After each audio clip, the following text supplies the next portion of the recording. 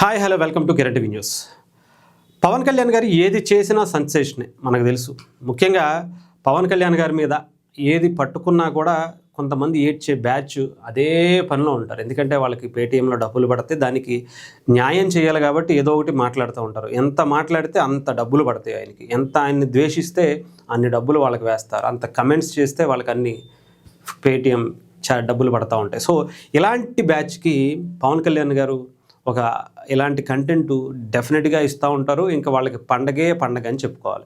ఇకపోతే పవన్ కళ్యాణ్ గారు గన్న పట్టుకున్నారు, పవన్ కళ్యాణ్ గారు కత్తి పట్టుకున్నారు.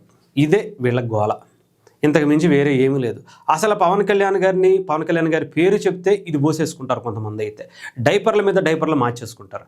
అలాంటి వాళ్ళకి పవన్ కళ్యాణ్ గారు కత్తి పట్టుకుంటే ఇంక అసలు తడిసిపోతుంది. ఏమో ఈయన ఏం చేసేస్తాడో తెలియదు అని చెప్పి. ఇంకొకటి గన్న పట్టుకుంటే ఇంక అసలే మొత్తం డైపర్ల మీద డైపర్లు మార్చేసుకుంటున్నటువంటి పరిస్థితి వస్తుంది. పవన్ కళ్యాణ్ గారు గన్న పట్టుకున్నారేంటి? ఆయన డిప్యూటీ సీఎం, ఆయన ఇలా చెయ్యొచ్చా? ఆయన ఏంటి కత్తి పట్టుకోవడం ఏంటి? ఆయన ప్రజాప్రతినిధి. ఈయన ఇలాంటి వ్యక్తుల్ని రాజకీయాల్లోకి తీసుకొచ్చి డిప్యూటీ సీఎం చేస్తారా, ఎమ్మెల్యేని చేస్తారా? ప్రజలు మీరు ఆలోచించుకోండి అని చెప్పి. అంటే ఏం చేయాలి? ప్రజల దగ్గర వాళ్ళ సొమ్మును దొబ్బేయడం కోసం కొన్ని లక్షల కోట్లు తండ్రిని అడ్డం పెట్టుకుని కొన్ని లక్షల కోట్లు కొట్టేయాలా? లేకపోతే చిన్నపిల్లల ఒక సీఎంగా ఉన్నటువంటి వ్యక్తి, ఒక సీఎంగా మాజీ ముఖ్యమంత్రిగా ఉన్నటువంటి ఒక వ్యక్తి ప్రజల దగ్గరికి వెళ్ళినప్పుడు ఏం మాట్లాడాలి? లేదా చిన్నపిల్లల మాటలు ఉండేటువంటి ఆ సభలో ఏం మాట్లాడాలి? భార్య గురించి, భార్య పిల్లల గురించి, కార్లతో పోలుస్తున్నటువంటి మాటలు మాట్లాడతారా? ఇదేనా? ప్యాకేజీ స్టార్ అనో ఇంకొకటనో మాట్లాడతారా? అవి మాత్రం కరెక్టేనా? అంటే రప్ప కోసేయడం అది పెద్ద విషయం ఏంటి అని అంటారా? లేదంటే ఒక దళితుడిని చంపేసి డోర్ డెలివరీ చేయండి అని చెప్తున్నాం, అది పెద్ద తప్పు కాదా? చెప్పండి ఏంటి? అంటే ఇలాంటివి చేయొచ్చు. కానీ పవన్ కళ్యాణ్ గారు ఆయన నటించినటువంటి సినిమాలో ఒక బలమైనటువంటి పాత్రకి సంబంధించినటువంటి ఇన్ఫ్లుయెన్స్, డైరెక్టర్లు, అక్కడ ఉన్నటువంటి నిర్మాతలు, మ్యూజిక్ డైరెక్టరు ఫ్యాన్స్గా వాళ్ళు అడిగి సార్ మీరు ఇది పట్టుకుని వస్తే బాగుంటుంది అని అడిగితే అది తప్పు ఎలా అవుతుంది?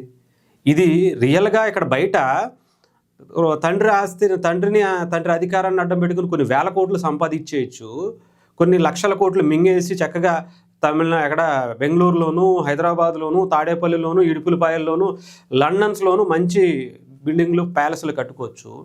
కానీ పవన్ కళ్యాణ్ గారు మాత్రం ఆయన సినిమాని మాత్రం ప్రమోట్ చేయకూడదా? దాని గురించి కత్తి పట్టుకుంటే మీకు ఇది పడిపోద్దా? ఒక్కసారి ఆలోచించుకోండి.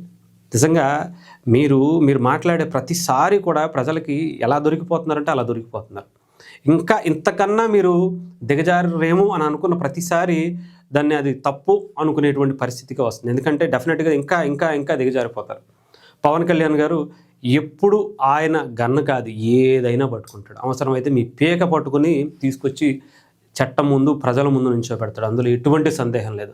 ఆయన మీరు డెఫినెట్గా భయపడండి. డైపర్ల మీద డైపర్లు, మంచి డైపర్లు, ఒక డబల్ డైపర్లు కొనుక్కుని వేసుకుని కూర్చోండి. మంచి అద్భుతమైనటువంటి రిజల్ట్ మీకు ఇప్పటికే ఇచ్చాడు, ఆయన ఇంకా ఇస్తాడు కూడా. అంతేకాదు, చెప్తున్నాను కదా, పవన్ కళ్యాణ్ గారు సినిమాలు తీయాలి. ఆయన్ని మీరు ఏ రకంగా ఆపుదాం అనుకుంటారో, మీ వల్ల మీరు అధికారంలో ఉన్నప్పుడు ఆయన్ని ఏమి చేయలేకపోయారు, ఏం పీకలేకపోయారు. 5 రూపాయలు పెట్టి 10 రూపాయలు పెట్టి టికెట్లు అమ్మితేనే భీమ్లా నాయక్ రికార్డులు కొట్టింది. అలాంటప్పుడే మీరు ఏమీ చేయలేనప్పుడు పవన్ కళ్యాణ్ గారు ఇప్పుడు డిప్యూటీ సీఎంగా ఉన్నారు. అయినా కూడా హుందాగా వ్యవహరిస్తున్నారు. ఆయన సినిమానే కాదు, ఆయన సినిమాని ఆపేసినటువంటి కర్ణాటక ప్రజలకు కూడా అక్కడి సినిమా మన తెలుగులో రిలీజ్ అయితే అది ఇది ఒకటి కాదు, మనల్ని ఆపేశారని మనం చేయటం కాదని ఒక మంచి మెసేజ్ని తీసుకువెళ్ళారు. ఆలోచించండి. అంటే శత్రువును కూడా దగ్గర తీసుకునేటువంటి వ్యక్తిని మీరు ఎలా మాట్లాడుతున్నారో ఆలోచించుకోండి. ఏదేమైనా సరే చెప్తున్నాను కదా, పవన్ కళ్యాణ్ గారు కత్తి కాదు, రేపు పొద్దున్న ఏదైనా పట్టుకుంటారు. అవసరమే చెప్పారు కదా, OG2 కూడా ఉంది. ఇది జస్ట్ 10% అంట. దాంతో నాకు తెలిసి అదైతే 2019లో రిలీజ్ చేయండి. రప్ప అనుకునేటువంటి బ్యాచ్ అందరికీ ఏదో అన్నారు కదా, ఎవరో ఒక మంచి లీడర్ కూడా చెప్పాడు జగన్మోహన్ రెడ్డి గారి గురించి, కత్తిగా ఇది ఈయన గన్నులు పట్టుకుంటేనే మీరు భయపడుతున్నారు ఆయన ఎవరో ఒక మర్డర్ చేశారు, ఒక మర్డరే కదన్నా అని అన్నారట ఎవరో మన జగన్మోహన్ రెడ్డి గారు. సో అలాంటివి చూసుకోండి. డోర్ డెలివరీ చేసినటువంటి వ్యక్తిని చూసుకోండి. మాస్క్ వేయని అడిగినటువంటి డాక్టర్ సుధాకర్ గారిని రోడ్డు మీద పిచ్చోడి చేసి గుండు కొట్టించి ఏం చేశారో దాని గురించి చూసుకోండి.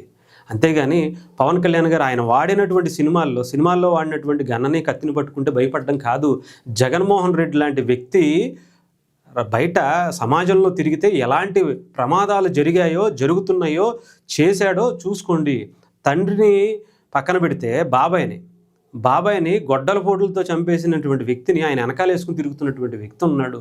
ఆయన గురించి ఆలోచించండి. సొంత తల్లిని చెల్లిని నిర్దాక్షిణ్యంగా గోడకేసి గుద్ది బయటకు గెంటేసినటువంటి వ్యక్తి సమాజంలో ఉన్నారు. అది చూసి బయటపడండి. అంతేగాని పవన్ కళ్యాణ్ గారి వల్ల ఆయన వల్ల జనానికి ఇంకా ఆయన రక్తం దారబోసి ప్రజలకు సేవ చేస్తాడే తప్ప ఇలా జనాల మీద పడి దోసుకుని మద్యానికి సంబంధించినటువంటి కుంభకోణాలు ఏంటి ఫోన్పేలు కానీ యూపీఐలు కానీ ఏది డిజిటల్ పేమెంట్స్ లేకుండా దొబ్బేలా మీరు ఆలోచించుకోండి. ప్రజలకి ఆయన సినిమా చూస్తే ₹1 ఇస్తే ఆయన సినిమా చూస్తూ గుళ్ళో వేస్తే ఎంత మనకి పుణ్యం వస్తుందో అంతే పుణ్యం పవన్ కళ్యాణ్ గారి సినిమా చూస్తే కూడా తిరిగి ఆయన ఏదో ఒక రూపంలో ప్రజలకి సేవ చేయడానికే ఇస్తారనేటువంటి నమ్మకం ఆయన సినిమా చూసేటువంటి ప్రజల్లో ఉంది అంటే మీకు అది అర్థం కాలేదులే, అర్థం కాదు కూడా.